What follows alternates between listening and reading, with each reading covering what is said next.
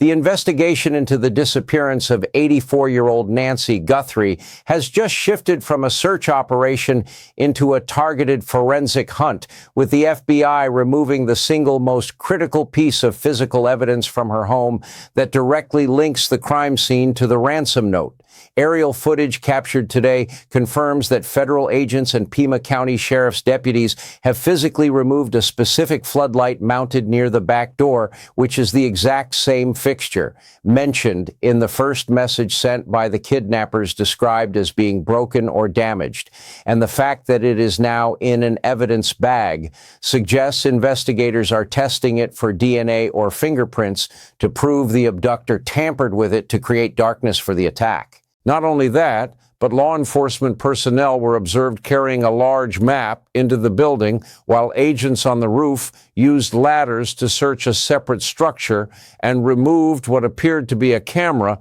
which raises the terrifying question of whether Nancy was being watched by her own security system or if the perpetrators planted a device to monitor her movements. Moreover, investigators made the strategic decision late last night to tow a blue Subaru directly from the garage, which is a massive development because detectives have now established a chilling timeline where the garage door opened at 9:48 p.m. and closed just 2 minutes later at 9:50 p.m., meaning the entire abduction likely took place in that tight 120-second window inside the perimeter of her own home. If Nancy was in that car, or if the abductor tried to use it to move her, there will be transfer evidence on the steering wheel and seats, which is likely why it is now in a forensic lab.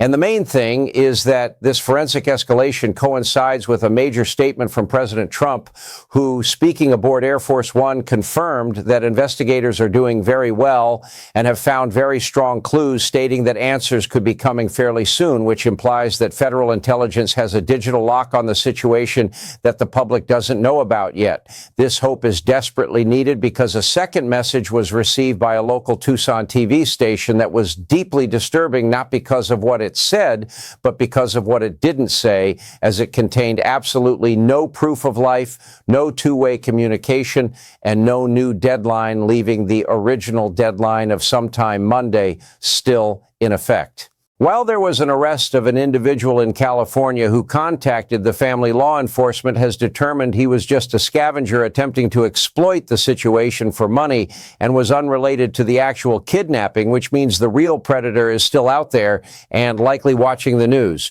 We are entering the final hours before the Monday deadline, and the removal of that floodlight proves the FBI is building a case against a specific target who knew the layout of that house intimately. I want to know what you guys think about the removal of the floodlight. Do you think this confirms the ransom note is genuine and the kidnapper was stalking the property? Let me know your thoughts in the comments below, and please make sure to like and subscribe as we track the Monday deadline. Stay vigilant and stay safe.